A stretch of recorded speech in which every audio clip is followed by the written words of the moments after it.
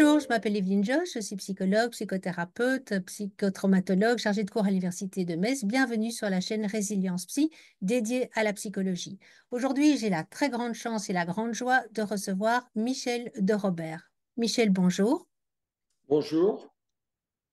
Alors aujourd'hui, plus de 500 000 personnes connaissent votre histoire, Michel, ainsi que celle de votre frère Patrice, grâce au film Frères, qui a été réalisé par Olivier Casas. Cette histoire, c'est la vôtre et celle de votre frère, respectivement à l'époque, en 1948, 5 et 7 ans. Vous avez été abandonné par votre maman et vous avez survécu pendant 7 ans, grâce à l'amour mutuel que vous vous portiez et l'un et l'autre, dans cette forêt. Alors, quand vous avez vu ce film porté à l'écran, comment vous avez réagi? Est-ce que vous avez été content du résultat émotionnellement? Qu'est-ce que ça vous a fait? D'abord, il faut savoir que j'ai raconté cette histoire, mais ça a mis 4 années. C'était très difficile de sortir ça du fond de moi. Cette histoire avait appartenu à moi et à mon frère, et c'était donc pas facile. Et en même temps, je me posais des questions sur l'utilité. Je me disais, bon, ben, j'ai vécu ça, c'est comme ça, mais bon, à quoi bon? Et donc, ça n'a pas été facile. Et mais Olivier Casas, le réalisateur, avec qui je suis très ami et j'ai un peu, je dois dire que j'ai un peu, c'est à cause de cette amitié que j'ai décidé de parler et de par son métier de réalisateur, il m'avait vraiment promis qu'il ferait quelque chose qui serait en phase, sans violence, sans tout ça, puisque je voulais vraiment qu'il ressorte de cette histoire l'amour avec mon frère et les difficultés qu'il a rencontrées après dans la vie qui l'ont amené à se supprimer. Voilà. Donc, la première fois que j'ai vu ce film, il faut aussi préciser que je n'ai pas voulu assister au tournage. Olivier avait parfaitement intégré cette histoire et je lui ai dit, écoute, ce n'est pas mon métier, c'est ton métier. Maintenant, tu connais parfaitement l'histoire, tu as parfaitement compris les sentiments, etc. Tu sais ce que je veux, les images que je veux voir dans ce film. Donc, il est très important aujourd'hui que tu réalises toi-même et on verra quand le film sera fait. Quand le premier montage a été réalisé, il m'a appelé en me disant bah, tu viens voir le film quand tu veux. Et ben, ce quand tu veux, il a duré assez longtemps parce qu'à chaque fois, je m'inventais quelque chose à faire pour pas y aller. J'étais moi aussi dans le stress. J'étais anxieux et je me disais, mon Dieu, mon Dieu. Et donc, je suis allé voir ce film et nous l'avons vu, lui et moi, dans un petit studio de cinéma. Et j'étais bouleversé. J'ai vraiment été bouleversé, comme le film bouleverse beaucoup de spectateurs. Mais il m'a bouleversé aussi, d'abord parce que je retrouvais notre histoire et que lors de la première vision du film, j'avais une transposition des images d'époque. C'est-à-dire que je me retrouvais vraiment. Je n'étais pas en train de regarder une image, j'étais en train de rentrer de nouveau dans cette histoire. Donc ça a été extrêmement émouvant. Et j'ai évidemment énormément pleuré et Olivier aussi parce que en plus de ça, lui, il était doublement anxieux parce qu'il disait on est au début du film et en fait la pression va monter au niveau de ça va être très difficile pour lui. Il y a des scènes qui comment il va accepter ça? Et effectivement, ça a été très difficile. Ben, on s'est retrouvés comme deux idiots là en face du film, en train de pleurer comme comme des, voilà. Mais après, finalement, il m'a dit alors, qu'est-ce que tu penses du film? Et je lui ai dit, écoute Olivier, je n'ai qu'un seul mot à te dire, un seul, c'est merci. parce que, je veux dire, tu as fait un travail fantastique parce que je me retrouve dans l'histoire et je trouve tout ce que je voulais y trouver et surtout l'amour et la liberté et pas la violence et pas en fait ce qu'on voit malheureusement trop souvent au cinéma. Alors, je confirme que c'est un film extrêmement poignant. Moi aussi, j'ai pleuré. La dame derrière moi pleurait à chaudes larmes. C'est effectivement un film à la fois puissant, poignant, plein d'émotions. Alors, je le recommande. Je vous avais entendu dans une interview à la radio-télévision belge. C'est comme ça que j'ai eu envie de voir le film. Donc, le fait que je connaisse l'histoire avant d'aller voir le film, en fait, n'a rien enlevé à l'émotion que j'ai pu éprouver en regardant ce très, très beau film. Est-ce que vous pouvez nous raconter cette histoire, votre histoire, celle de votre frère?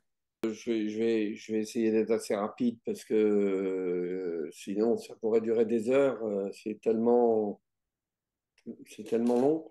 En fait, en 1949, ma mère, qui est journaliste aux Écoutes et à Combat, doit partir faire un reportage, je crois, à Buenos Aires.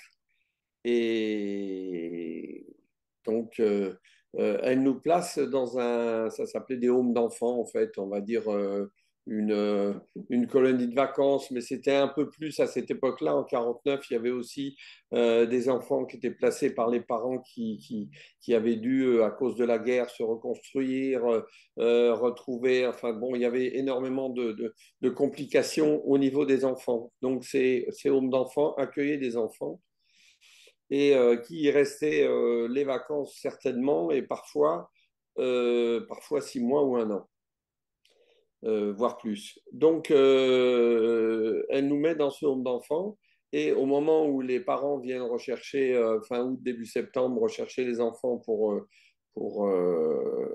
ça va être pour les ramener à la maison ou les mettre à l'école, personne ne vient nous chercher. Donc, on se retrouve tous les deux dans ce home d'enfants où restent 3 ou 4 enfants. Nous, deux et 3 ou 4 enfants, qui partiront du reste au fur et à mesure des mois. Il y a une petite fille qui reste, mais elle part environ un mois après.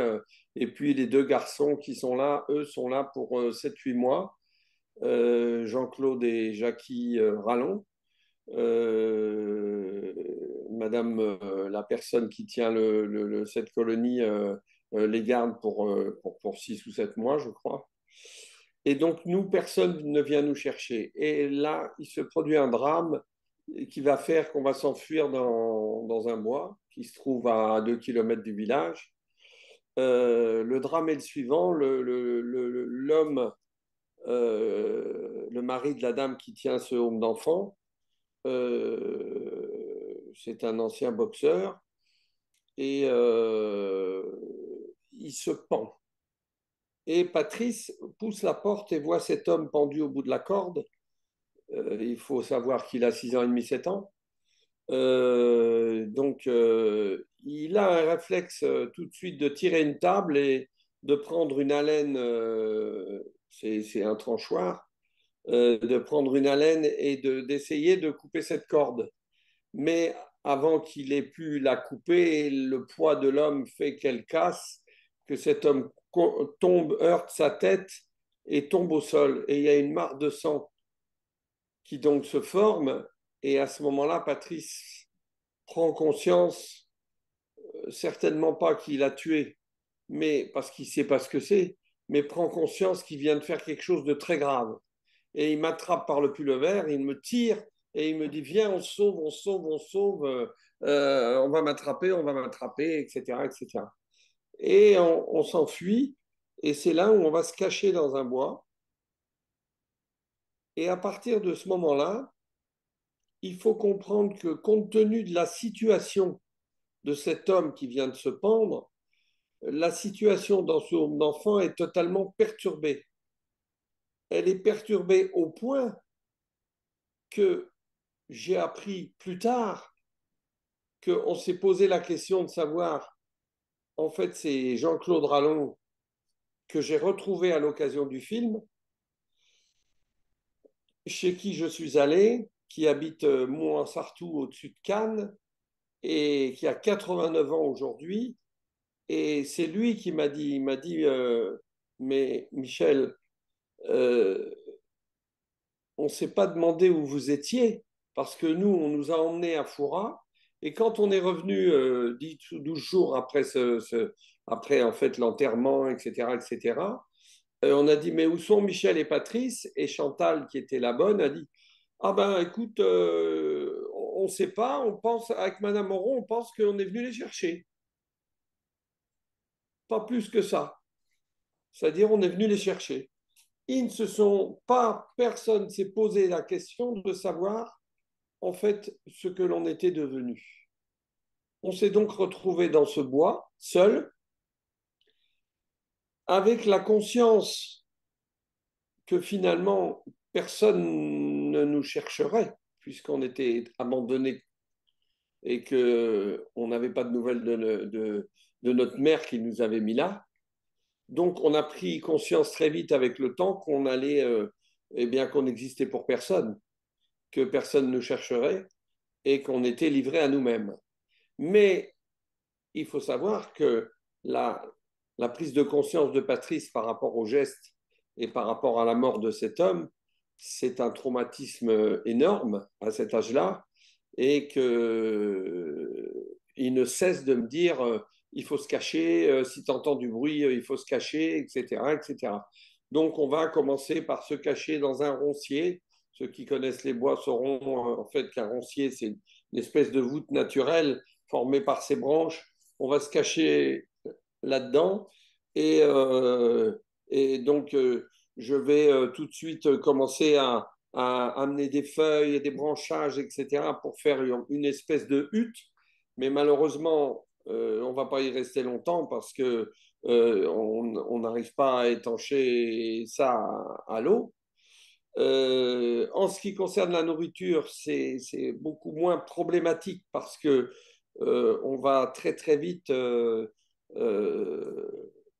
au bout de quelques jours, quelques semaines, on va très vite, après avoir mangé un petit peu n'importe quoi, ce qui se trouve autour de nous, y compris bon, attraper un petit lapin, un serpent, un truc, etc. Mais on va très vite devenir des voleurs de poules, on va chaparder parce qu'en en 49, euh, la majorité des maisons ont des potagers, la majorité des maisons ont des poulaillers. Donc on va s'aventurer la nuit et on va chaparder finalement des œufs, des légumes, etc. Et puis on est dans la campagne française. On n'est pas du tout, bon, c'est pas du tout Mougli, hein, on n'est pas dans, on est vraiment à la campagne. Donc ça veut dire qu'il y a des champs, il y a du blé quand c'est la saison du blé, on décortique les épis de blé, on mange les grains de blé. Il y a le blé, il y a l'avoine, il y a les cerisiers, les pommiers, les poiriers, il y a tous les arbres fruitiers. Et puis il y a ces potagers et en fait ces poulaillers. Donc on va devenir un peu des enfants clochards, on va dire. Voilà. Hein, pas des enfants sauvages, parce que j'aime pas le terme. Je dirais plutôt des enfants clochards, rapidement sales, les cheveux longs, en guenilles, et assez débrouillards, mais en fait assez violents aussi. Euh, Relativement agressif et on va surtout se cacher je ne parle pas de la civilisation, c'est un bien grand mot, mais on va se cacher de la moindre personne qui pourrait nous voir. Ça, c'est lié au traumatisme de Patrice. Donc, on va vivre dans ce bois. La différence un peu avec un bois et une forêt, c'est que dans une forêt, c'est très grand et il y a des animaux. Il y a des sangliers, des biches, des cerfs, etc., etc. Parce que ces animaux ont besoin de territoire pour vivre. Dans un bois, c'est 3 hectares, 2 hectares, 3 hectares, 5 hectares.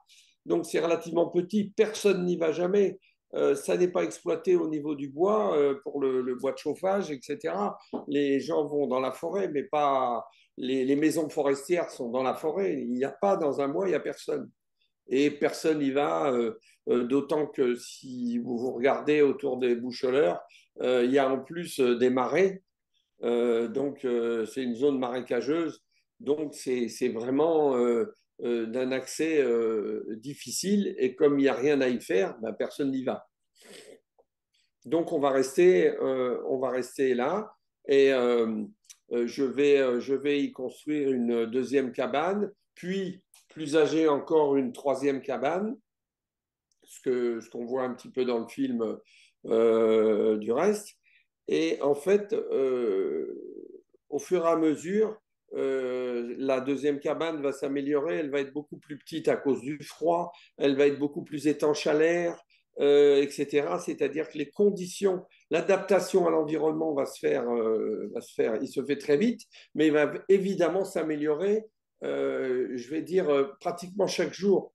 C'est-à-dire qu'on va trouver beaucoup de solutions pour se protéger, pour se nourrir, des solutions pour se protéger, des solutions pour aussi, indépendamment de la construction, ben, je vais me mettre par force à rapiécer les vêtements, à coudre, je vais fabriquer ce que je n'ai pas, mais là encore, avec la chance que Patrice, qui lui est beaucoup plus débrouillard que moi, ait trouvé une casse automobile. Cette casse automobile, ça veut dire qu'il va trouver des bidons, des gamelles, des morceaux de fer, du fil, etc., etc. Donc en fait, contrairement à ce qu'on peut penser, on a des moyens mis à notre disposition par tout ce qu'on trouve. Euh, on va sur la décharge, on va faire les poubelles.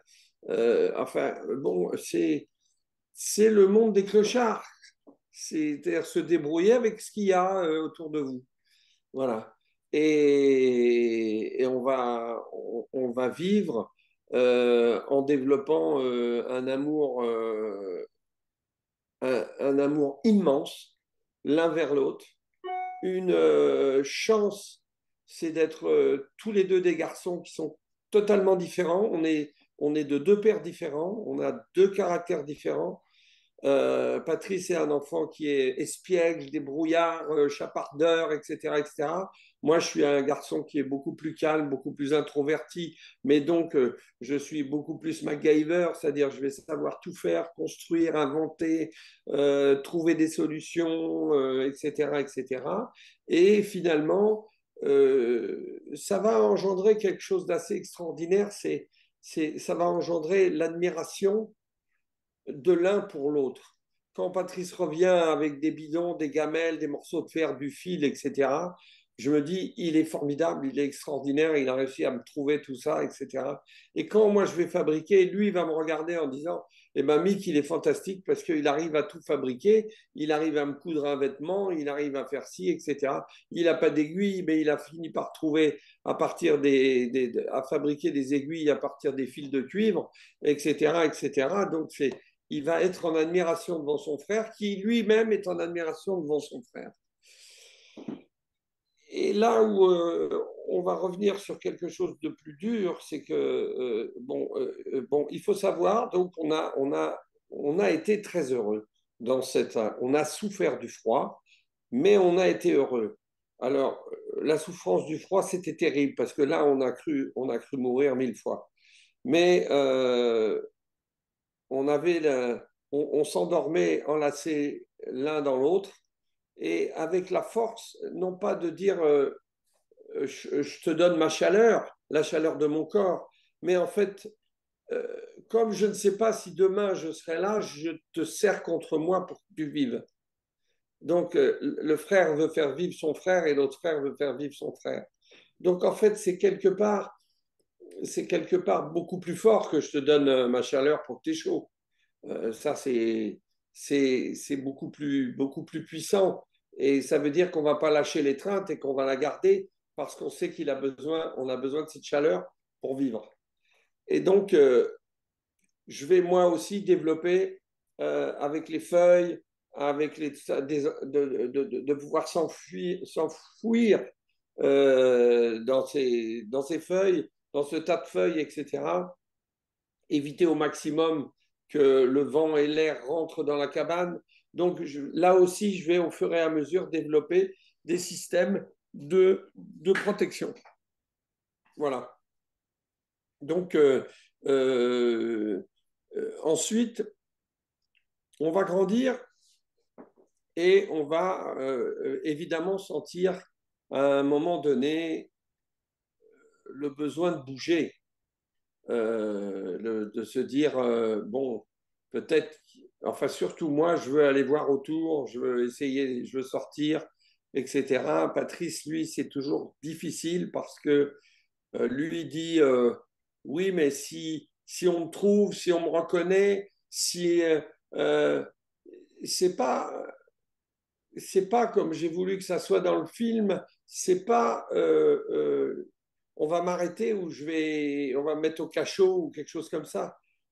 À ce moment-là, il est traumatisé par le fait que si on l'attrape, il va être séparé de son frère. Parce qu'on a tellement besoin de l'un pour l'autre. Et c'est tellement l'amour qu'on a réciproquement qui nous permet de vivre. Parce qu'on ne peut pas penser que l'autre n'est pas là. On est, tout notre monde, c'est nous deux. Mais aussi toute notre force, c'est nous deux. Toute notre capacité de survivre, c'est nous deux. Donc, tout ça est très important de prendre conscience de ça. Je pense que seul, on serait mort en 3 mois. Quoi. C'est vraiment le fait d'être deux, le fait d'être complémentaires, le fait de développer cet amour et le fait même d'avoir cette complémentarité totale entre les deux garçons. Donc ensuite, voilà, on va arrêter, si vous voulez, la vie en forêt. Il y aurait des milliers de choses à raconter sur les manières de chasser, d'attraper les truites, etc., etc., etc. Il y a quelque chose d'important de savoir, c'est que la temporalité n'existe pas. Il n'y a pas de temps.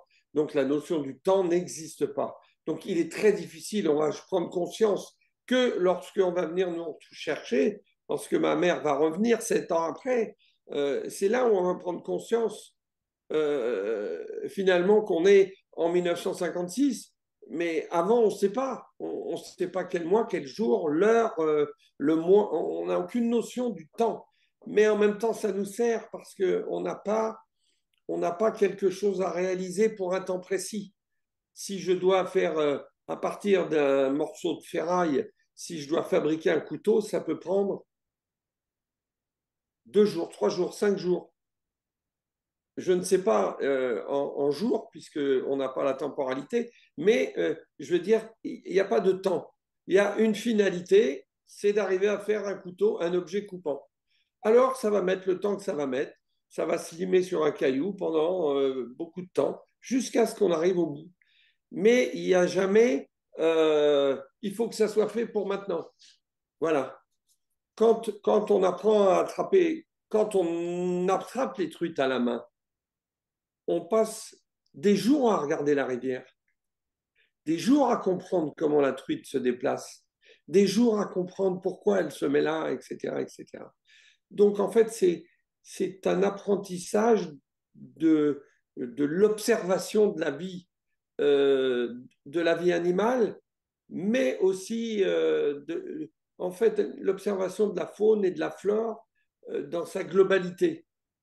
On va, on va comprendre très vite les saisons, on va comprendre très vite ce qu'on peut faire avec du bois vert, ce qu'on peut faire avec du bois mort, ce qu'on peut faire avec les ronces, qu'on peut transformer les grandes ronces en faire de la corde, en les tressant, etc. Enlever les épines, les faire sécher, faire de la corde, etc. C'est pour ça que je vous dis, il y aurait des milliers d'heures, on pourrait parler très longtemps. La survie, c'est euh, c'est vraiment la résultante de l'adaptation à son environnement et la capacité de l'utilisation de tout ce qu'il y a autour de vous, en sachant très vite et en comprenant très vite que finalement tout est dans la nature, tout est à notre disposition et tout est autour de nous pour qu'on puisse vivre.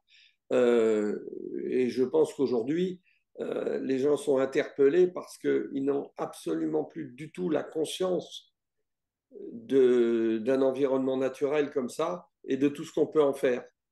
Voilà. Donc ensuite, ma mère va... Donc il y a la période des gitans, première période où on va rencontrer des humains. Et là, c'est la première fois qu'on va avoir de la musique. C'est la première fois que moi, Patrice va jouer, danser comme on le voit dans le film, et moi, je vais toujours être en retrait. Mais ce retrait va m'amener à mettre ma tête sur la jambe de cette gitane, va m'amener à avoir envie d'approcher et à ressentir en fait qu'une femme peut donner de l'amour, de la tendresse, on va dire plutôt, parce que de l'amour à ce moment-là, on ne sait pas vraiment, mais de la tendresse. Et en fait, je vais aller tout doucement vers ça. Donc, j'ai voulu que soit à l'écran cette jolie scène où, dans la réalité, ça va même plus loin que ce qu'on voit à l'écran, parce que après, en fait, je me lève et au moment où je suis debout, elle me prend dans ses bras et elle me serre dans ses bras. Et c'est tellement fort et c'est tellement puissant d'avoir les bras de cette femme autour de moi comment, je veux dire qu'aujourd'hui, 70 ans après, j'ai l'impression que je sens encore cette force et elle est encore là, quoi. Ce contact, du moins. Il est encore là, à tel point il a été important. Et moi, je voudrais partir avec eux, et Patrice refuse parce qu'il dit on va nous séparer, etc., etc. Il a toujours ce problème. Et bon, c'est quand même, c'est mon grand frère, je suis en admiration devant lui. Forcément, s'il dit quelque chose, je l'écoute et on reste là. Et finalement, on va après approcher le village tout doucement et finir par être en contact avec l'ostréiculteur et c'est une famille en réalité. Et cette famille va nous voir en guenilles et va un petit peu nous tendre la scène de la fabrication de la plate. C'est exactement comme ça que ça s'est passé parce qu'on était en train d'essayer de fabriquer une barque et cet homme est venu nous dire comment nous aider et nous dire un peu comment faire. C'était l'envie du contact parce qu'il avait bien compris qu'on était deux gosses qui traînaient les rues, comme il y en avait bien d'autres à cette époque-là.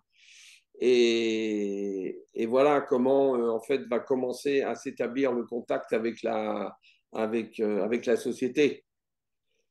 Puis, ma grand-mère va venir avec une amie. Donc là, c'est encore toute une histoire parce que c'est son ami qui se déplace, qui arrive dans le village, qui voit ses enfants et qui demande, et on lui dit c'est des enfants de la guerre. Ah bon, les enfants de la guerre, mais vous savez, oui, il y en a encore énormément. Ils n'ont plus de parents, ils ne savent pas exactement comment ils s'appellent, etc., etc. Et elle revient, elle raconte ça à ma grand-mère, et ma grand-mère dit mais tu es allé dans quel village, c'est où? Et elle lui dit et ma grand-mère est interpellée, elle dit, mais c'est curieux, il me semblait bien que ma fille m'avait dit qu'elle avait laissé les enfants là. Et chaque fois que je lui demande maintenant qu'elle est rentrée de Buenos Aires, elle me dit toujours, les enfants vont revenir, ne t'inquiète pas, ne t'inquiète pas. Et elle me dit, il faut quand même que je lui demande. Et c'est comme ça qu'elle retourne à Paris, elle voit sa fille et elle dit à sa fille, mais t'es bien ici à Paris et tout ça, et les enfants, mais quand est-ce qu'ils vont revenir? Ils sont où? Et elle lui dit par hasard, tu les aurais pas abandonnés comme tu as fait avec ta première fille, parce que ma mère avait déjà abandonné avant une première fille et avait été déchue de ses droits maternels en conseil de famille. Donc, elle avait déjà eu ce problème-là. Donc, sa mère lui dit, tu vas pas recommencer. Et tu sais, si ce sont tes enfants que tu as abandonnés, c'est curieux parce que c'est deux garçons et ça colle à peu près avec l'âge. Je dis, tu as intérêt à aller les chercher parce que sinon, là, aujourd'hui, je vais te dénoncer à la police parce que tu peux pas abandonner tes enfants. Et en fait, elle dit rien, mais elle prépare le retour. Et quand elle a trouvé cette famille de précepteurs à Paris, qui va s'occuper de nous, parce que, bon, il faut prendre conscience qu'on sait quand même à peine lire et écrire, qu'on a relativement peu de mots de vocabulaire, etc. Il est donc vraiment important, elle se dit, il faut que je les réinsère complètement, il faut qu'ils aillent à l'école, etc. Et donc, à ce moment-là, une fois que c'est prêt, elle va venir. Donc, elle est superbe, elle a une magnifique voiture, etc. Et elle va arriver et demander après nous. Et quand on va arriver avec Patrice, on va courir pour voir qui veut nous voir. Et on est à 5 mètres d'elle, il me tient par la main et il me dit mais Michel, qui c'est cette dame-là? Et elle répond ben, je suis votre mère. Mais ça ne nous parle pas du tout. Et donc là, elle a un éclair de génie. C'est qu'elle se dit, elle voit que Patrice regarde la voiture et elle dit, mais euh, tu as vu, elle est belle cette voiture, etc. Et tu veux la voir de près, viens. Et il s'approche de la voiture, tu veux monter dedans, si tu veux, je t'emmène faire un tour, etc. Et nous, on a la totale naïveté. Donc, quand elle ouvre la porte, Patrice, il est émerveillé, il saute dans la voiture. Et évidemment, je suis et elle ferme la porte et on ne reviendra jamais. Et là va commencer une autre vie, c'est-à-dire, entre guillemets, un petit peu, on va passer du paradis à l'enfer, parce qu'on va passer de la liberté à l'univers, je vais dire, carcéral, puisque quand on est chez cet homme, avenue Bugeaud à Paris, il a pour mission, en un an, de nous scolariser. Donc, c'est 7 heures du matin, 7 heures du soir, 12 heures par jour. Monsieur Spies, il s'appelle, il nous emmène nous promener, mais attachés par le poignet parce qu'il ne veut pas qu'on se sauve. Il nous emmène promener l'un séparé de l'autre pour pas que justement on puisse partir à deux, etc. Et donc il y a tout un mécanisme pour nous tenir et pour qu'on puisse en fait faire ce bachotage et réussir à rentrer dans l'école de la rue des Bellefeuilles au fond de l'impasse. C'est une petite école qui est au fond de l'impasse rue des Bellefeuilles, donc à côté de l'avenue Bugeaud. On va aller dans cette école, mais on va y rester que 15 jours ou 3 semaines parce que on est en fait au fond de nous, on est trop violent et on ne va pas accepter que le petit à lunettes il se fasse voler ses billes. Donc Patrice va être un peu le défenseur de l'opprimé, mais surtout euh, le, un peu le macho, quoi, parce qu'il a évidemment énormément de capacités que n'ont pas les autres enfants. Et ça va nous valoir que ma mère va nous séparer. Et là, c'est pour nous l'horreur. C'est terrible. C'est la mort.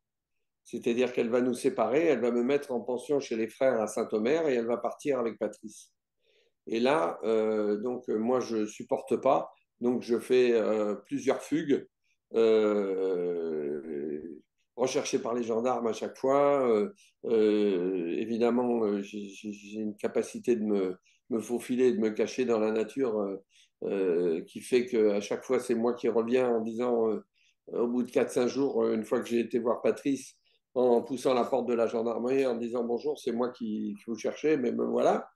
Mais ma mère en a marre et elle dit bon, je vais rien en faire. Il est toujours en train de s'enfuir et elle me met donc dans une pension maison de correction à Dunkerque, dans le Pas-de-Calais, au nord de la France. Et là, je vais rester dans cette pension disciplinaire jusqu'à mes 17 ans, ouais, 17 ans et demi à peu près. Donc moi, je n'aurai pas de contact avec ma mère lorsqu'arrive la partie des vacances, évidemment, elle m'envoie directement. Chaque année, je pars dans une colonie à Cercle-Chevalier. où là, c'est bien parce que j'y fais de la montagne, j'y rencontre d'autres garçons et filles, mais je ne suis jamais en contact avec elle. Je ne vais la retrouver qu'à 17 ans et demi. Et en fait, moi, je vais revenir de cette pension disciplinaire, alors que Patrice, lui, a déjà quitté la maison et il est parti. Il est parti parce que il est en conflit, il est toujours en conflit avec sa mère. C'est extrêmement compliqué. Il est dans la dualité de la puberté, c'est-à-dire quand il retrouve sa mère, comme elle est belle, etc. Il, il, il, il sublime ses sentiments, il devient presque amoureux de sa mère, jaloux de l'homme avec qui elle est. Enfin, c'est extrêmement compliqué. Et il me dira plus tard, tu comprends, je ne pouvais pas supporter, j'aurais voulu l'avoir pour moi tout seul. Elle m'a tellement manqué bon, elle ne veut pas de moi. De toute façon, elle s'en fout.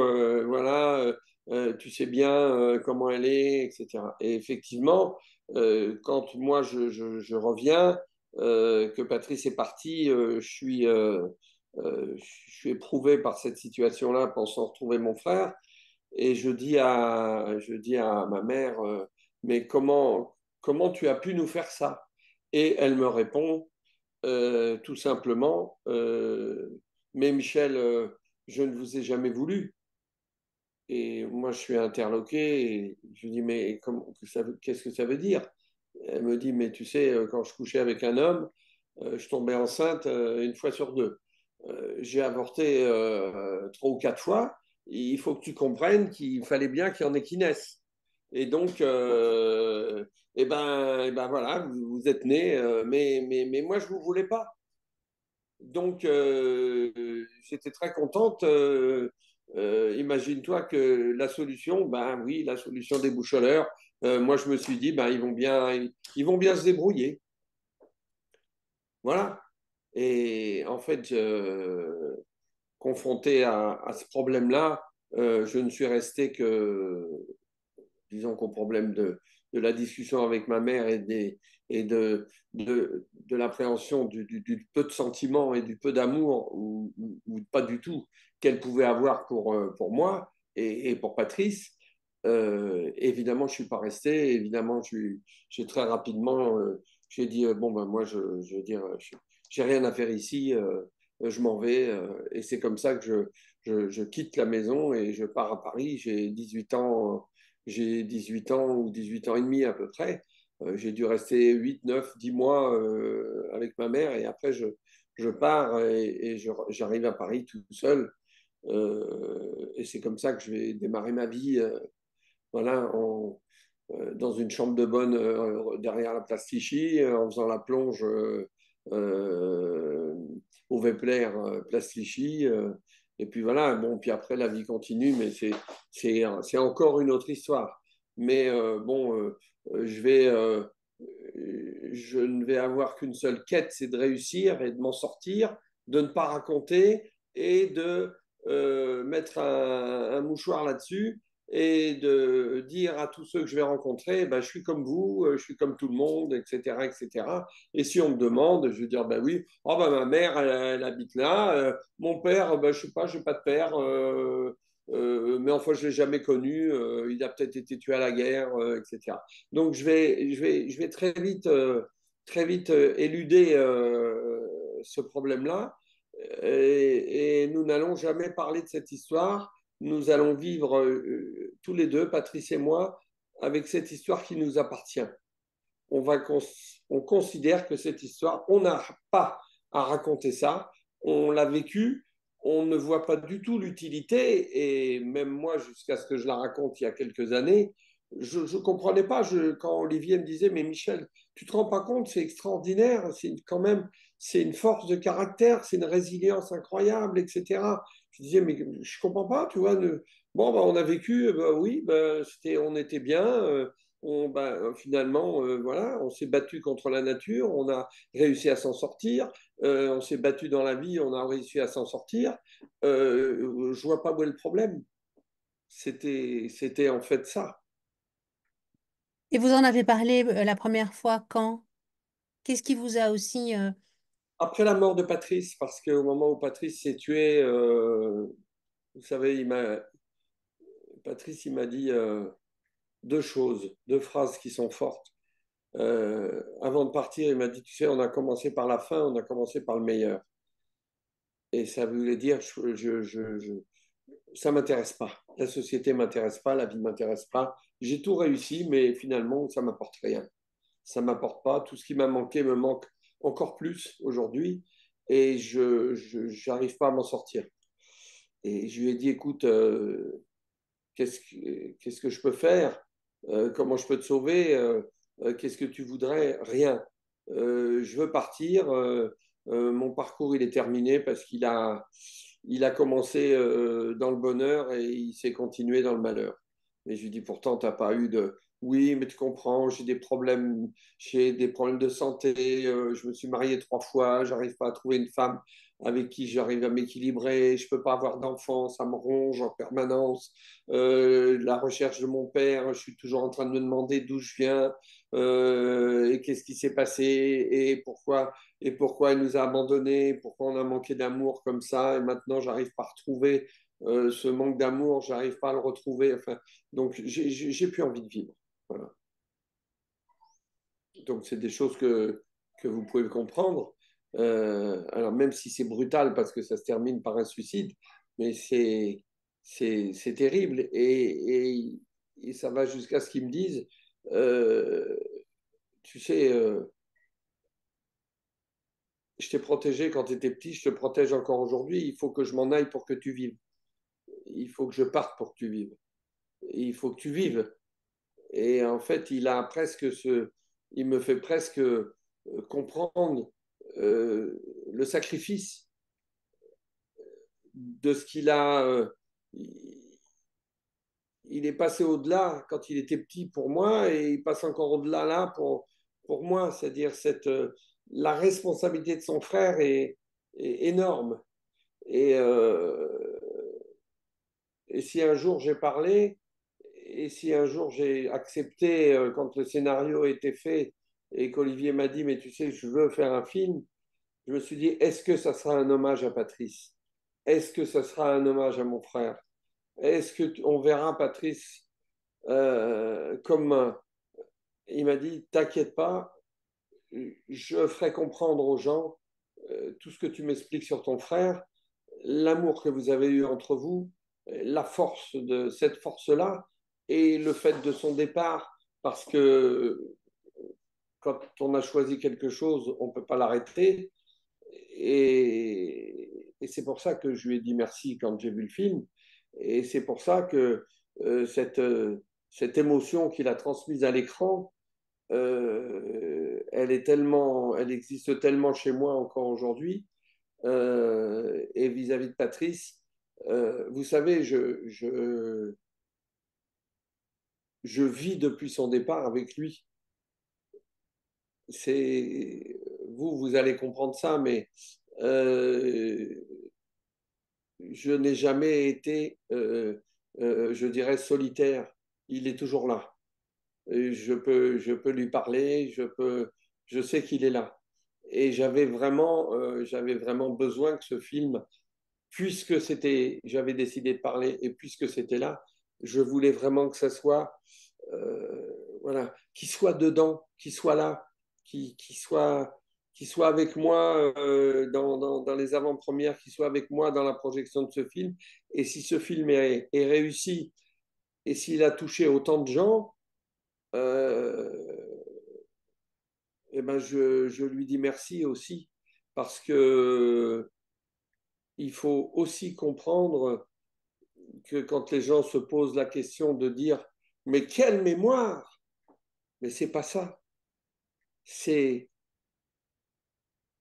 c'est 30 ans, c'est 30 années où l'on se raconte cette vie, c'est 30 années où on fouille dans nos mémoires, et c'est 30 années où chaque fois qu'on est ensemble, on a besoin de s'isoler et de revenir, et tu te rappelles ce paysan, non, moi je ne me rappelle pas, mais si, moi je vais te dire, etc. Et tu te rappelles le cerisier, et tu te rappelles les frondes qu'on avait fabriquées avec tel truc, et tu te souviens où était l'arbre, et tu te rappelles, etc., etc. Et cette collation de souvenirs, c'est très important, c'est un partage qui va durer, qui dure tout le temps et qui a duré 30 ans. Et quand j'ai dû raconter, c'est ce que j'ai dit à Olivier, j'ai dit Olivier, je suis extrêmement précis dans mes souvenirs parce que c'est 30 années de souvenirs d'une partie qui a duré 5 ans, 7 ans, mais c'est 30 années où on s'est raconté ça. Donc en fait, on ne l'a pas oublié, mais on est allé le chercher en permanence, les souvenirs au fond de nous. On est allé développer au fond de nous toute notre mémoire. Donc elle est parfaitement présente. Et aujourd'hui, si j'ai la capacité de te raconter ça, c'est parce que c'est fluide en moi. Vous n'en avez pas parlé au grand public, enfin, je veux dire, à vos amis, etc., et à vos proches, je veux dire les tout proches, comme Ah, puisque mais vous tout avez été proche, marié. ma première femme, je n'en ai pas parlé, c'est-à-dire que je lui ai raconté ma vie en 5 minutes. Ma mère nous a abandonnés quand on était gosses, elle est venue nous rechercher. Après, on a été à Paris dans une famille de précepteurs. Puis à Paris, j'ai rencontré quelqu'un qui m'a aidé pour faire mes études. Il a participé, il a payé en partie mes études. Ensuite, j'ai voyagé à travers le monde pour acheter des bijoux, des objets ethnographiques, etc., que je revendais au quartier latin pour payer mes études. Et voilà, et j'ai fini. Donc ça veut dire que tout est dit, mais tout est dit tellement vite que rien n'est dit. C'est-à-dire que bon, vous dont c'est le métier, tous les traumatismes, on les sort pas. On va surfer sur la vague, mais on va pas sortir ça. Parce que on n'a pas envie que les autres se mettent à vous plaindre, à dire ah, les pauvres gosses, ah, le machin, etc. On n'a pas envie de ça. On n'a pas besoin de ça. On est deux. Si ça va pas, j'appelle Patrice et si lui il va pas bien, il m'appelle. On règle nos problèmes entre nous. On vit pour nous, l'un pour l'autre. Et ce qui peut être assez extraordinaire, c'est justement de voir à quel point cette enfance, elle va être précieuse dans ce qui va être le rapport entre les deux frères. La fratrie, elle va vraiment exister sur ces bases-là. Elle va vraiment être très forte sur ces bases-là. Et dans la société après, on va pas avoir, on va se raconter, tu fais quoi? Ouais, ouais, bah, tu sais, j'ai réussi, finalement, je vais prendre la direction du manoir de Bénaville, j'ai commencé comme chauffeur, etc., machin, etc. Ah ouais, ben, c'est super et tout ça. Mais quelque part, tout ça, ça passe, ça n'a pas de profondeur, ça n'a pas d'existence, c'est excessivement superficiel.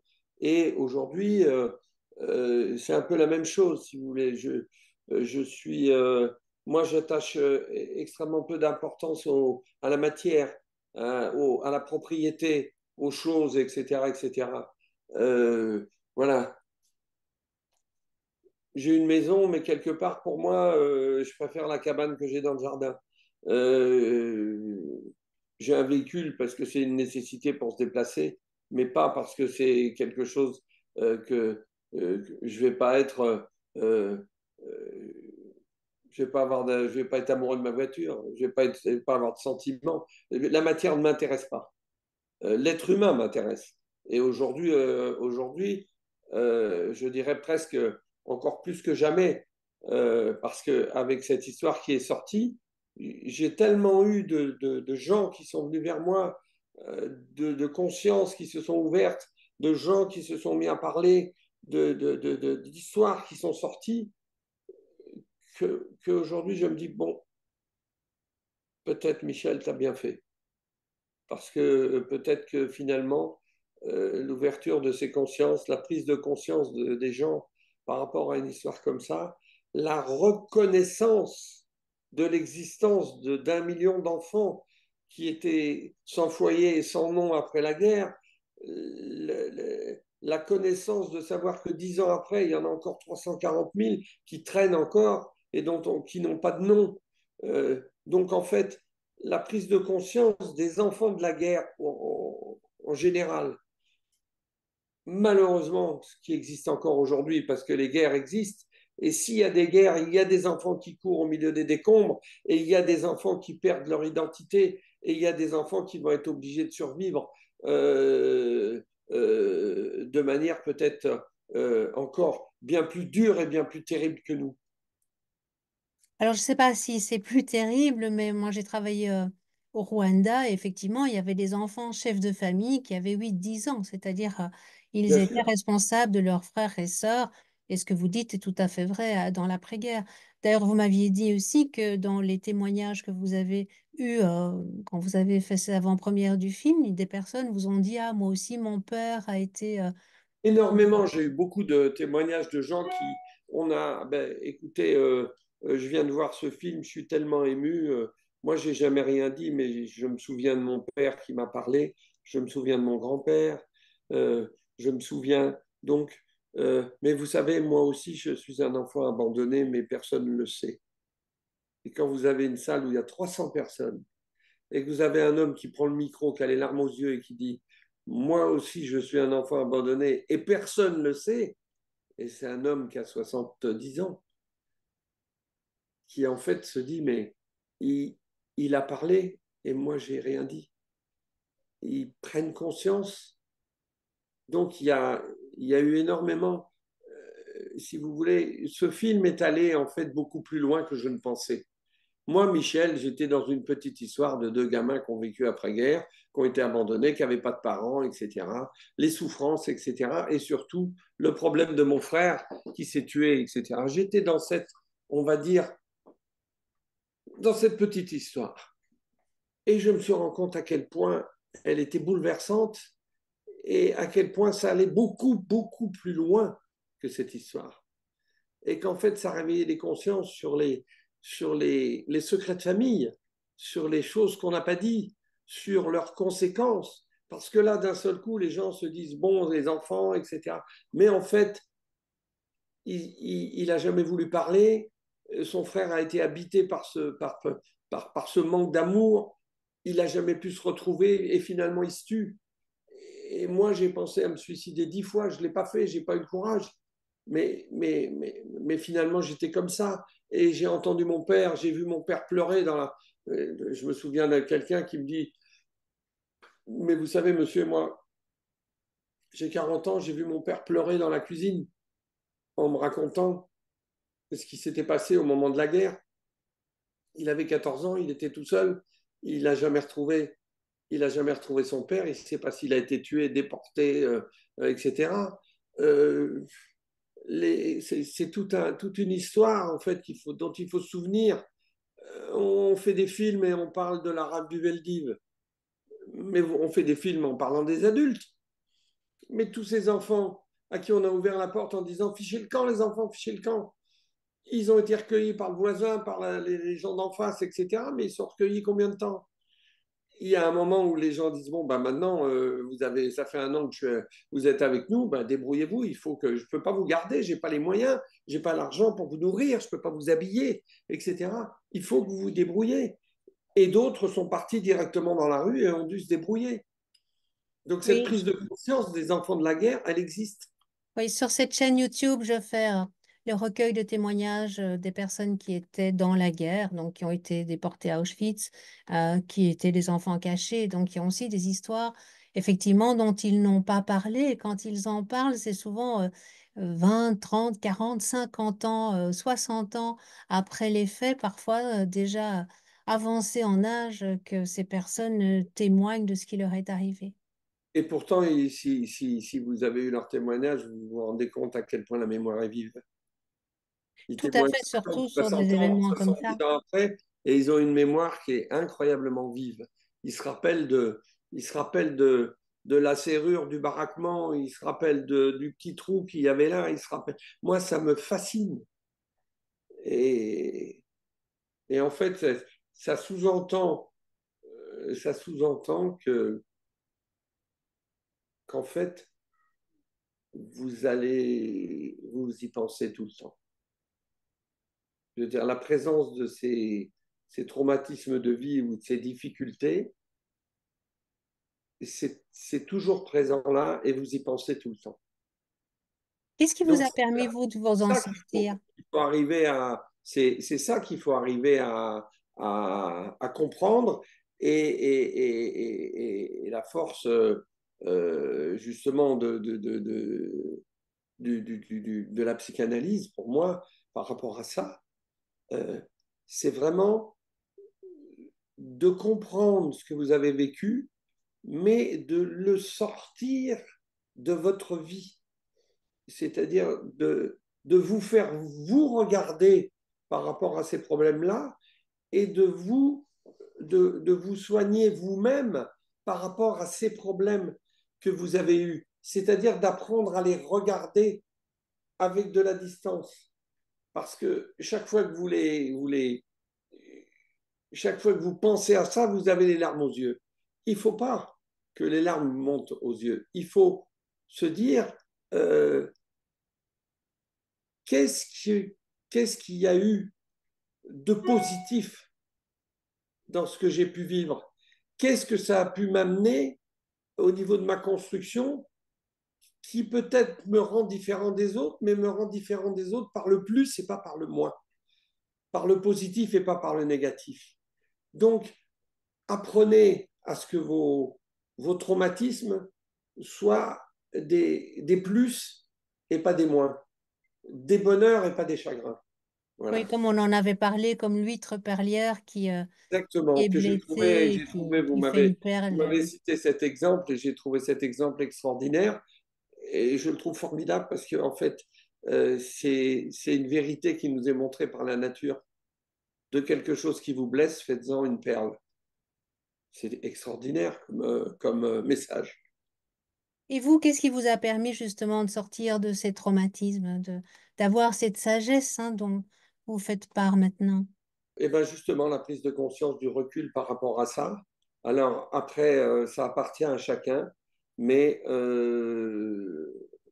en ce qui me concerne, euh, ça peut faire rire beaucoup de gens, mais la méditation, Oui, bien sûr, oui, oui, tout à fait. la Maintenant, au niveau méditation, scientifique, on montre les effets. euh, c'est voilà. Pour moi, la méditation, c'est quelque chose de très important. J'en ai besoin. Aujourd'hui, je continue tous les ans à partir 5, 6, 8 jours dans le désert, seul, avec moi-même, et dans un bonheur infini. Je suis seul avec la planète, carrément. Je suis dans le désert, mais c'est un peu un reset pour moi. Vous comprenez? C'est un peu, j'éteins l'ordinateur, j'enlève tous les fichiers, machin, etc. Et puis je rappuie sur le bouton, je rallume. J'ai besoin de ça parce que la charge émotionnelle, j'ai appris à la maîtriser. Mais elle va, au regard d'un incident ou de quelque chose, elle va très vite remonter. Donc il faut que j'analyse pourquoi et que comme on désamorce la pression. Voilà.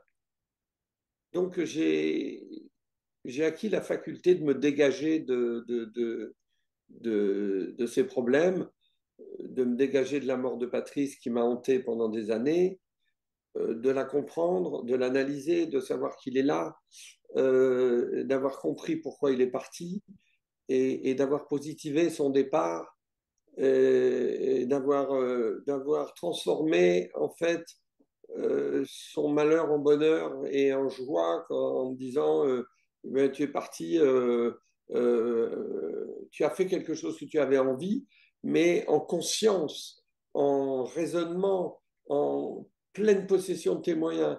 Donc tu l'as fait, euh, quelque part, c'est parce que tu en avais envie, donc c'est une joie, c'est pas un malheur.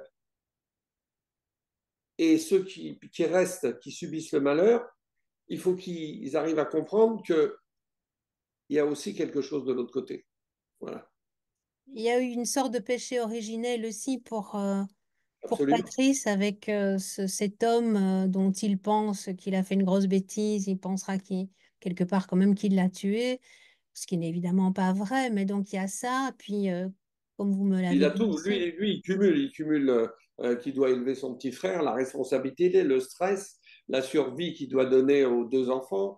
Il cumule ça, la peur d'être attrapé, la peur après d'être séparé de son frère, le fait qu'il est séparé de son frère, il en souffre 10 fois plus que moi. Parce que lui, il est du côté de ma mère, il veut absolument, Michel, quand il vient, il m'envoie des lettres qui sont incroyables. Je peux pas sans toi, il faut que tu viennes, etc., etc. C'est comme ça que je m'enfuis, moi. C'est comme ça que je fais des fugues. C'est parce que c'est un appel au secours de Patrice. Il est, il est toujours en demande de son frère. Et moi, je suis plus introverti. Vous comprenez? Oui, Et et ce qui a été extraordinaire, c'est les deux choses qui sont arrivées, les synchronicités qui sont arrivées pendant cette histoire de film. C'est que pendant les avant-premières, je demande à Maxime, la société Zing, là, qui organise les tournées, je lui dis où passe-t-on en Alsace? Et il me dit à Colmar et à Gérardmer. Je lui dis, ah, c'est formidable. Mais j'ai dit, pourquoi on passe pas à Strasbourg? Il me dit, je sais que ton frère était à Strasbourg. J'aurais bien voulu, mais à Strasbourg, j'ai pas trouvé de soirée disponible dans l'organisation. Mais bon, on va passer en Alsace, etc. Et il voit que ça me. Je dis, j'aurais quand même bien aimé que le film soit projeté là où était Patrice. Et 48 heures après, il vient Michel, j'ai une bonne nouvelle pour toi. On va passer à Strasbourg, l'UGC de Strasbourg, le cinéma de Strasbourg va nous prendre. Mais j'ai un problème, c'est qu'il va falloir qu'on décale Gérard May, donc je vais rechanger les billets de train, etc. Parce qu'en fait, je ne peux passer à Strasbourg qu'une seule date. Et je lui dis, bah oui, mais c'est quand? Et il me dit le 10 avril. Et là, je suis éberlué. Je lui dis, mais Maxime, le 10 avril, c'est l'anniversaire de mon frère. Et je lui dis, tu te rends compte que le film va être projeté le jour de son anniversaire, là où il habitait, à Strasbourg, et où il aurait eu 80 ans. Anniversaire de ses, où il aurait eu 80 ans. petit clin Non, mais d'œil.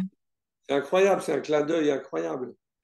Et je raconte ça à La Rochelle, à la maman d'Enzo, le petit garçon qui joue Patrice dans les petits.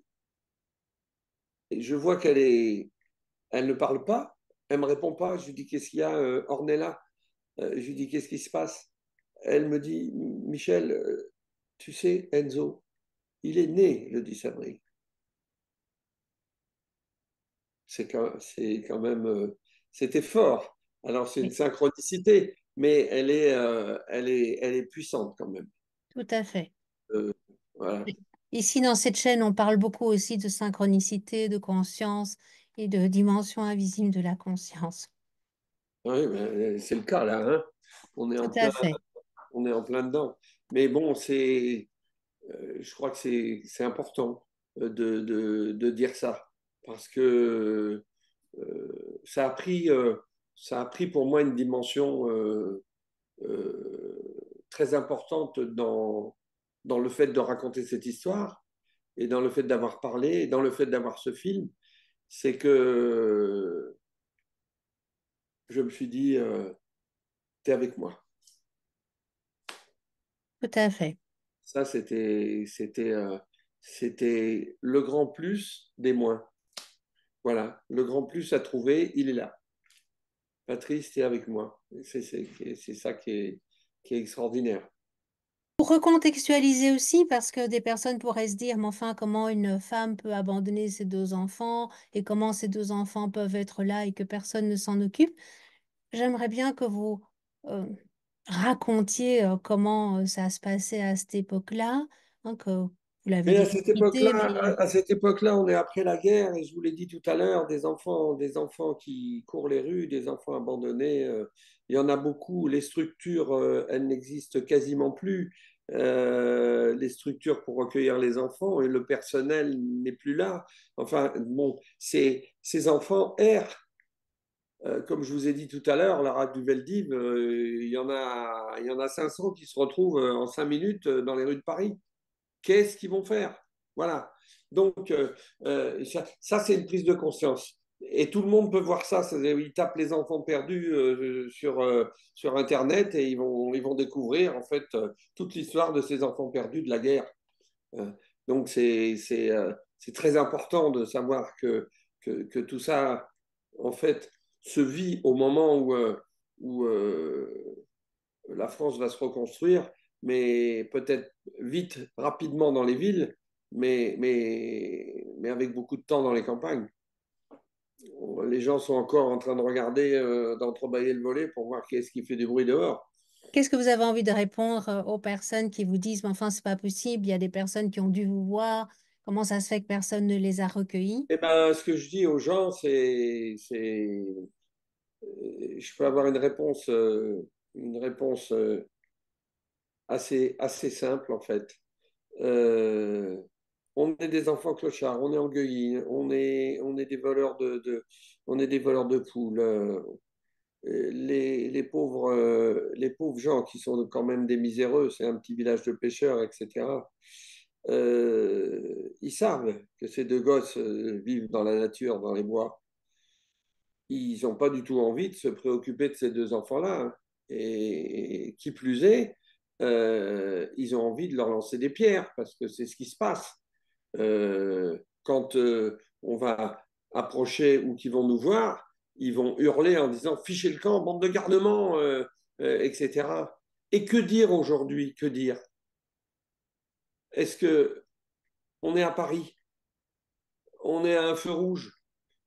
On a un petit garçon, une petite fille, deux gamins qui ont 7, 8 ans et qui sont la main tendue, qui m'ont dit est-ce que l'on ouvre la porte? Est-ce qu'on leur dit ah ben vous êtes malheureux, venez? Non.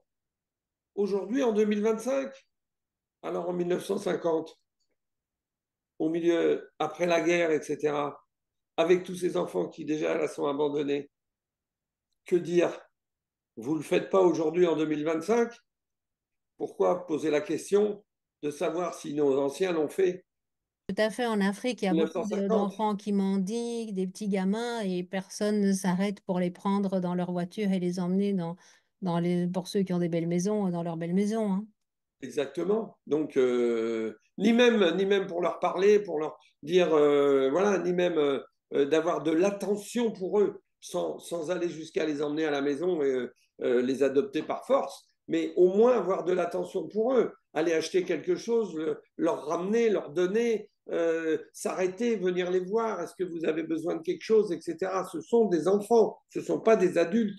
Je comprends puisse avoir des réticences par rapport à leurs parents, par rapport à tout ce qu'on veut. Chacun juge ce qu'il veut, mais les enfants resteront toujours des enfants. Et la pureté des enfants, elle est là. Et ces enfants, ils n'ont rien demandé quand ils sont venus au monde. Ils sont venus au monde comme ça. Mais qui leur ouvre la porte?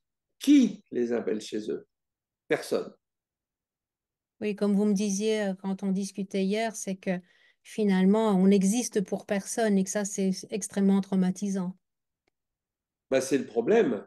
Notre problème à nous, et ce qui a fait que on s'est complètement, on a fusionné et on a fait qu'un, Patrice et moi, c'est parce quand c'est qu'on a pris conscience que mais personne ne va nous chercher, mais personne, on n'intéresse personne, mais nous n'appartenons à personne. Donc il faut que les gens comprennent que dans une histoire comme ça, on n'appartient à personne. Personne nous cherche. On ne vous a pas trouvé, mais pour nous trouver, il faut nous chercher. Personne nous cherche. On n'existe pas. C'est ça. Mais peut-être aussi, là, c'est important d'expliquer la vie de votre maman. Je pense que là aussi, on aurait très vite tendance à jeter la Voilà, pierre. c'est compliqué. Comme je vous ai dit tout à l'heure, on peut parler des heures hein, et on peut parler des jours et des nuits. Euh, Ce qu'il est important de comprendre et surtout, il est important de comprendre et il est important de ne pas juger parce que tout jugement est un a priori. Il faut comprendre. Moi, j'ai cherché à comprendre ma mère. Je me suis dit pourquoi elle n'aime pas les enfants, d'accord. Elle les a fait parce qu'elle a avorté, parce qu'elle était enceinte, parce qu'elle ne voulait pas d'enfants, etc., etc. Mais d'où ça vient? C'est pas ce problème-là qui est un problème. C'est pourquoi ce problème existe et pourquoi il existe avant et avant. Et finalement, je finis par j'ai des rapports, quelques rapports avec ma grand-mère qui va me donner des informations. Puis, je vais à la mort de ma mère rencontrer cette fameuse fille qu'elle a abandonnée. Et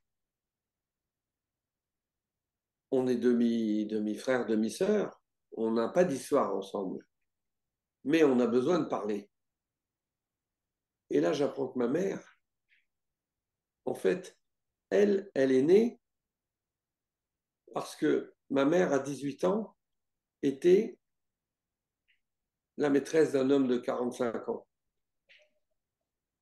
qui, pour la garder, va la marier à son fils. Et elle va avoir un enfant de ce fils. Mais évidemment, elle ne le veut pas, cet enfant. Puisqu'en fait, elle est, elle, amoureuse du père, pas du fils. Donc, c'est une situation incroyable, mais qui va amener un démarrage dans la vie de cette femme euh, qui va déjà l'amener vers le fait qu'elle ne va pas s'intéresser à l'enfant qu'elle a, puisqu'elle elle ne l'aime pas, elle ne l'a pas fait avec quelqu'un avec qui elle est en amour, comme on dit au Canada. Euh, donc tout ça est très important parce que ça veut dire que, bon, son démarrage dans la vie est compliqué, celui de sa mère était compliqué, le sien est compliqué, ça se reproduit, etc. Donc, c'est pour ça que il faut chercher à comprendre. Et quand vous avez des événements comme la mort de Patrice, comme les explications par rapport à ce que, pourquoi ma mère a pu faire des choses comme ça, etc., euh, moi j'ai le sentiment, aujourd'hui, quand j'ai raconté cette histoire et qu'aujourd'hui elle est sur la place publique, de me dire stop, stop, quoi. Que, que, que ce film, à la limite, serve à ce que des prises de conscience fassent qu'il y a un stop, il y a une réflexion par rapport à ça, et il y a un stop. Ce qu'il faut dire aussi, c'est que votre maman n'a pas eu non plus d'amour de sa propre mère. Non, du tout. Parce que ma grand-mère est une folle des années folles, c'est le cas de le dire, et qu'elle est mariée avec un artiste, et qu'elle passe plutôt son temps à Royan, c'était la ville à l'époque où elle passe plutôt son temps à Royan à faire la folle, qu'à s'occuper de sa fille, et comme elle a de l'argent, c'est le personnel, les bonnes, les cuisinières qui s'occupent de leur fille. Donc elle n'a pas l'amour d'une mère. Donc après, elle ne donnera pas, elle non plus, l'amour d'une mère qu'elle n'a pas ressenti au départ, etc., etc. Et du côté de votre père, parce que vous avez aussi des nouvelles à nous donner de votre père, puisque vous l'avez retrouvé. Maintenant, il est Alors, décédé, du parce que côté de lui mon aussi. père, du côté de mon père, c'est une histoire extraordinaire parce que euh, un jour, je parlais avec mon épouse et elle me dit, mais ta grand-mère t'avait donné son nom? Oui. Est-ce que tu crois qu'il est encore en vie? Je ne sais pas. Mais bon, ça ne m'intéresse pas. J'ai pas envie de rentrer dans tout ça. Et elle me dit, mais écoute, je pourrais quand même rechercher s'il est vivant. Et elle l'a retrouvé. Et elle l'a rencontré sans moi. Et un jour, au téléphone, le téléphone a sonné et elle m'a dit, assieds-toi, j'ai quelque chose à te dire. J'ai rencontré ton père. Et je suis en train de parler avec lui et je pense que je vais arriver à ce que vous vous rencontriez tous les deux, parce que je lui ai dit, vous ne pouvez pas quitter cette terre sans avoir rencontré Michel. Quelque part, sa grand-mère lui a dit que vous étiez son père, même si vous avez du mal à l'admettre et si vous me racontez des histoires, il faut quand même que vous le rencontriez. Et en fait, un jour, j'ai eu le bonheur de rencontrer mon père et j'ai vécu 10 années merveilleuses parce qu'il est mort à 102 ans et j'ai vécu 10 années merveilleuses avec lui. J'ai partagé avec les filles qu'il avait eues, notamment, bon, il y en a une qui vit aux États-Unis, mais avec l'autre, je partage des relations qui sont tout à fait fraternelles. C'est bon, c'est un moment merveilleux de la vie. Mais la boucle est bouclée. Je suis parti abandonné et finalement, bon, ma mère est partie, elle avait 54 ans, elle est morte d'un cancer et mon père a 102 ans. Mais je l'ai retrouvé et chose extraordinaire, c'est qu'il m'a officiellement reconnu à 94 ans. Alors, on a parlé de l'abandon de votre mère et on a un peu mieux compris. Est-ce que vous pouvez nous éclairer aussi sur l'abandon de votre père? L'abandon de mon père, ça fait partie des secrets de famille. Les secrets de famille, ça veut dire que, voilà, mon père a eu une aventure avec ma mère. Ma mère n'était pas une femme. Elle avait déjà, euh, je voulais raconter, déchu de ses droits. Ensuite, un bébé qui était mon frère, etc., etc. Ça faisait pas bien dans le tableau de la bourgeoisie. Donc, il est bien évident qu'on l'a écarté et qu'elle est partie avec comme on dit, entre guillemets, elle est partie avec son baluchon et on a dû s'arranger pour qu'elle ne revienne pas. Et il fallait pas que. Et mon grand-père côté paternel a envoyé son fils aux États-Unis, etc., etc. Et donc, quand il est rentré, on l'a marié comme ça se faisait à l'époque. Et on a surtout bien enterré tout ça de façon à ce que ça n'existe pas et qu'on n'en parle pas. Et mon père, bien sûr, qui le savait, s'est retrouvé prisonnier, marié, avec des enfants, etc., prisonnier d'une situation où il allait en parler, faire exploser son mariage, il allait continuer. Que faire en pareil cas? euh, et ben un peu comme, voilà, j'y vais pas. Et jusqu'à ce que mon épouse insiste auprès de lui et lui fasse comprendre que à la fin de la vie, il y a des choses qui doivent se régler. Et vous savez, mon père m'a dit un jour, Michel, qu'est-ce que je suis heureux de t'avoir retrouvé parce que tu m'as ôté un poids qui m'a pesé toute ma vie. Donc ça veut bien dire que cet homme a vécu avec ce poids toute sa vie, en sachant, mais pris dans une impasse, pris dans une impasse, comment sortir? Tout à fait. Si je Moi, voulais je vous faire sortir. parler de ça, c'est pour montrer que les choses sont plus complexes et que on aurait tendance à vite juger, mais en fait, quand on va creuser un peu, on Ça que comprend mieux les c'est situations. pour ça que je me permets dans cette histoire des deux enfants, je me permets d'aller plus loin côté de ma mère, d'aller peut-être du côté de mon père, etc. Qui en fait, c'est tout ce contexte-là qui fait que, que cette histoire existe et qui peut, les gens qui peuvent douter en disant mais comment deux gosses, machin, mais c'est pas vrai, on va pas abandonner des enfants, on va pas, etc. Mais chercher à comprendre la complexité de la vie et le fait que la réalité dépasse la fiction tout le temps, que ce qui se passe en réalité, ça va déjà bien plus loin que tout ce qu'on peut imaginer. Mais on peut s'en sortir. Voilà. Le positif de ça, c'est de dire on s'en sort, on peut s'en sortir. On est des êtres humains conçue avec suffisamment de force, si on sait la trouver, si on sait aller la chercher en soi, on est capable de dominer à la limite, de valoriser et de positiver tout ça. Ce serait votre message par rapport à tout ce que vous avez vécu, cette Mon transformation? message, c'est ça. Vraiment, mon message, c'est ça, c'est chercher en vous et chercher le positif du négatif.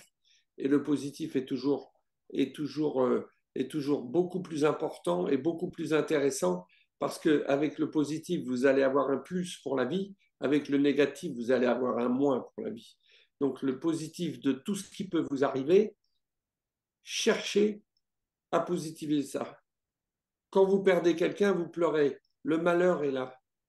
Ne prenez pas le malheur Prenez le bonheur de ce que vous avez vécu avec cette personne. Prenez tout ce qu'il y a eu de positif. Prenez tout ce qui est extraordinaire. Moi, je me rappelle, je me dis, les anciens, le jour d'un enterrement, ils festoyaient, ils faisaient la fête. Quelque part, il y a quelque chose qui était bien là-dedans. Quelqu'un s'en va, c'est son karma, c'est le jour de partir. Mais qu'est-ce qui m'a amené comme bonheur? Voilà. Je ne dois pas pleurer parce qu'il part. Je dois rire par tout ce qu'il m'a donné et par tout le bonheur qu'il m'a apporté. Et c'est d'autant plus fort que moi, je ne l'ai pas connu, mais je trouve que c'est d'autant plus fort quand c'est un père ou une mère, quand c'est un fils ou une fille, quand ce sont des enfants et quand leurs parents partent parce que c'est inéluctable et c'est la roue de la vie. Euh, mais soyez empreints de bonheur de tout ce qu'ils ont pu vous donner et vous offrir, et pas du malheur qui vient de disparaître, mais de tout ce qu'ils vous ont donné. Voilà. Et puis, c'est aussi peut-être d'être ouvert à cette connexion avec ces Absolument, personnes, ces êtres chers disparus que vous avez avec votre frère. tout à fait. Hein, c'est-à-dire que le lien, il est plus là à l'extérieur, mais vous avez réussi à retrouver un autre lien qui est internalisé avec lui, que vous sentez Complètement. présent. Et j'ai réussi à ce qui réussi ou pas réussi, mais en tout cas, il m'accompagne. On peut effectivement en arriver à avoir cette dimension plus spirituelle de vraiment sentir ce Tout contact et cette connexion à avec fait, nos êtres chers disparus. Donc, c'est tout à aussi fait, tout à fait, des thèmes que nous traitons sur cette chaîne YouTube. parfaitement d'accord sur ça. Euh, et encore une fois, voilà, et encore une fois, positive, trouver le positif. Voilà. Et, euh, et cette histoire, euh, en fait, je l'ai racontée en me disant ça à un moment donné. Je ne sais pas où il est, mais je dois raconter parce que il faut qu'il y ait du positif. Et à ma grande surprise, après toutes ces avant-premières et tous ces gens qui sont allés voir ce film, mon Dieu, mais qu'est-ce qu'il y a de positif pour que les gens viennent me serrer la main sans parler, descendre des marches du cinéma, etc. Monsieur, je vous serre la main. Il passe dans cette poignée de main tellement de choses, mais des choses qui sont fortes. Oui, une vraie Et aventure humaine. voilà, et je trouve que humainement, c'est, c'est peut-être l'intérêt de choses comme ça. Euh, Après, vous savez, vous avez que les gens se posent le problème de dire ah oui, c'est pas possible, ah oui, il y a eu ça, ah oui, il y a eu ci, il y a eu ça. Euh, S'ils ont été touchés par cette histoire, touchés par ces enfants, touchés par ces adultes qui essayent de s'entraider, etc., il y a déjà quelque chose de gagné. Il y a ce que je dis, il y a une ouverture des consciences, il y a une prise de conscience d'une situation. Vous savez, j'ai des gamins qui avaient 14, 15 ans qui sont venus me voir en me disant, monsieur, ah, vous savez, ah, on a adoré le film, c'était top. Ah oui, et alors, qu'est-ce qui vous avez aimé? Ah ben, vous savez, d'abord, on ne sait pas si nous, on aurait la force de faire ça. Mais c'était top, hein. Oh là là, vous étiez dans la nature et tout. Ah, qu'est-ce que j'aurais aimé ça. Voilà. Donc, ben, les gamins, ils regardent ça et ils ne sont pas dans le pathos, ils sont dans le truc de dire peut-être je n'y serais pas arrivé, mais je me rends compte que vous avez été heureux. Ben, moi, je trouve ça formidable. Je trouve ça formidable. Et le fait que des jeunes de 14, 15, 18, 20, 22, j'en ai eu, mais des dizaines qui sont venus me voir. Alors que je m'attendais à avoir des gens qui viennent me parler, qui ont 50, 60 ans, qui avaient la mémoire de leur père, des choses comme ça, ou qui étaient de ma génération. Je me disais, mais ça va être ça le public. On se rappelait ça. Pas du tout. Beaucoup, beaucoup, beaucoup de jeunes qui se sont, que ça a interpellé. Et des enfants de 8 ans, 9 ans, 10 ans qui disaient, monsieur, je peux avoir le micro, je peux avoir le micro. C'est extraordinaire. Ah, moi, je comprends, mais je veux savoir, mais comment vous avez fait pour ça? Et après, et comment vous avez fait à l'école et c'était pas trop dur, etc. Et avec des questions aussi, des questions incroyables. Euh, euh, un gamin, il a 10 ans, il prend le micro, il me dit ah, j'ai beaucoup aimé ce film, mais il y a quelque chose qui m'interpelle.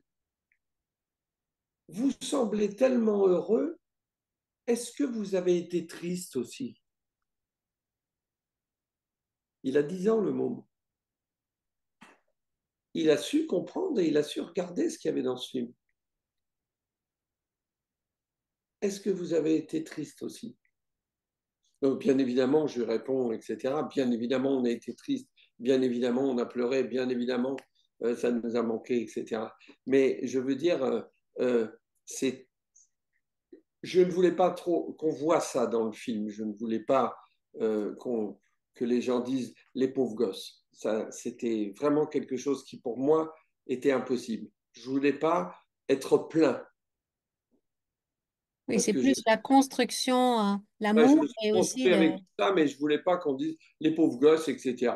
Non, ils ont réussi à survivre, ils étaient heureux, c'est bien. C'est pas la peine d'aller dans le négatif de dire ils ont pleuré, ils étaient malheureux, ils n'avaient pas de papa, pas de maman, pas de ci, pas de ça. Ok, on le sait, mais c'est pas vraiment l'important. Ce que je trouve aussi amusant par rapport à votre histoire, c'est que vous commencez à construire des cabanes tout petits et puis vous avez construit après des grosses cabanes puisque vous êtes devenu Ouais, ça c'est architecte. drôle, c'est amusant, mais bon, je pense que c'était dans les gènes. J'avais ce côté, j'ai toujours ce côté MacGyver. Je l'ai eu toute ma vie. J'ai élevé mon fils comme ça. Euh, moi, j'étais comme ça. Mon frère était autrement. Et cette complémentarité a généré notre survie quand même. C'est important. La complémentarité des deux garçons et l'amour qu'ils ont pu se porter, c'est ça c'est ça la véritable histoire extraordinaire. C'est pas celle de survivre dans les bois. Ça, c'est pas une histoire extraordinaire. Voilà. Si, quand même. Oui, mais pas pour moi. Pas pour moi. Pas pour moi. C'est autre chose. C'est la force qu'on a développée qui nous a permis de traverser des épreuves. Voilà. Qu'est-ce que vous Et, aimeriez ajouter pour conclure? euh, j'aimerais simplement peut-être ajouter une chose, c'est ne jamais finalement aujourd'hui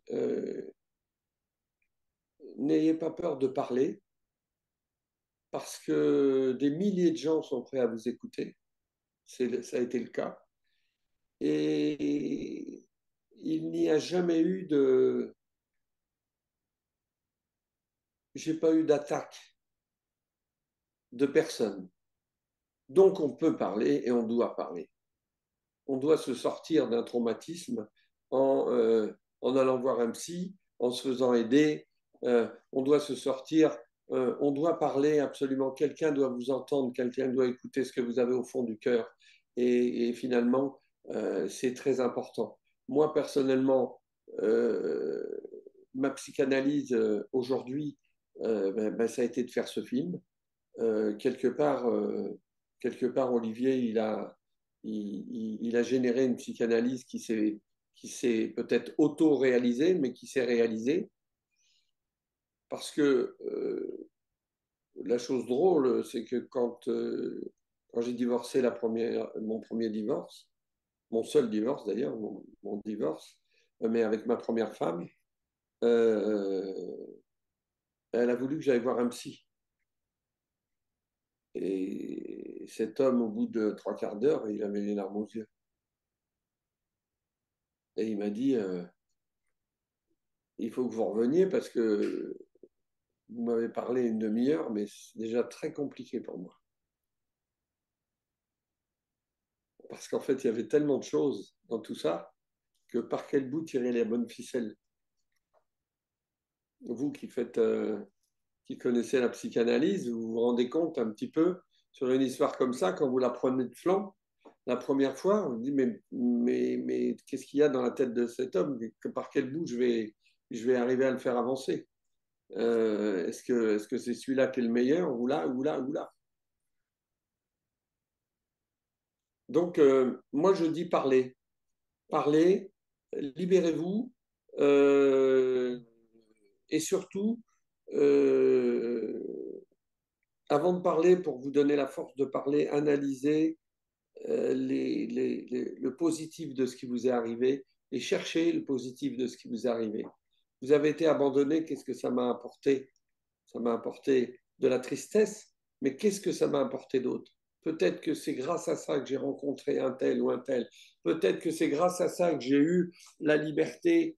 Peut-être que j'ai fait 3 familles d'accueil. Et qu'est-ce que ces 3 familles d'accueil m'ont amené? Elles m'ont amené 3 vies différentes, 3 vies que j'ai pu connaître.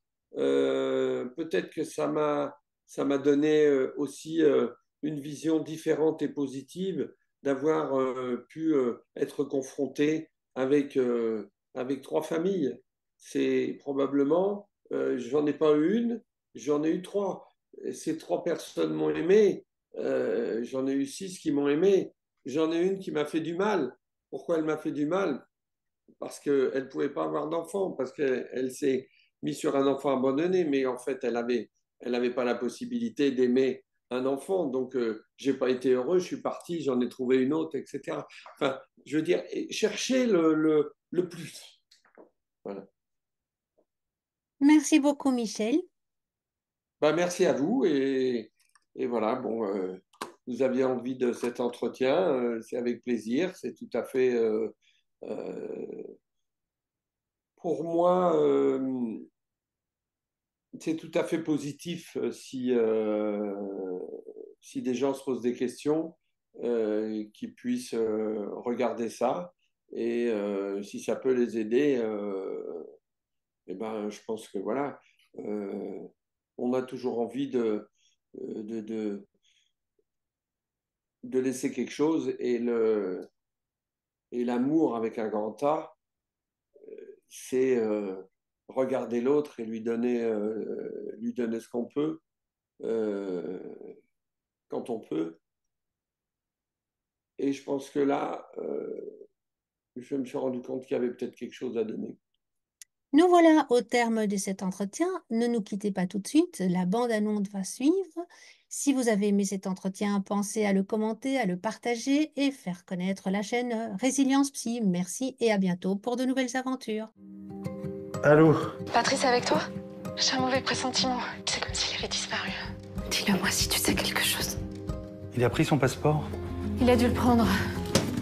Je crois que j'ai toujours redouté que ce moment arrive un jour. C'est étrange d'avoir une partie de son être qui vit en dehors de soi. Juste un demi-frère. Et pourtant, c'est la moitié qui m'a permis de rester en vie et de dépasser mes 6 ans.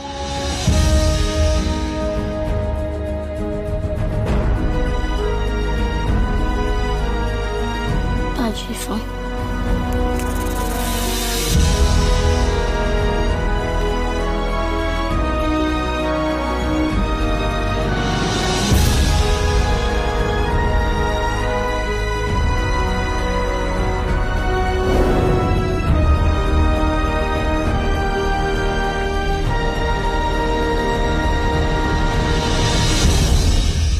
T'es venu ici pour mourir?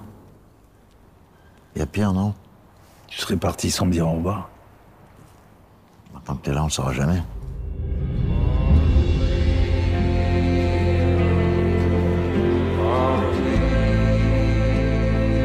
Depuis qu'on est parti de cette cabane, plus rien n'a de saveur. Je crois après quelque chose qui reviendra pas.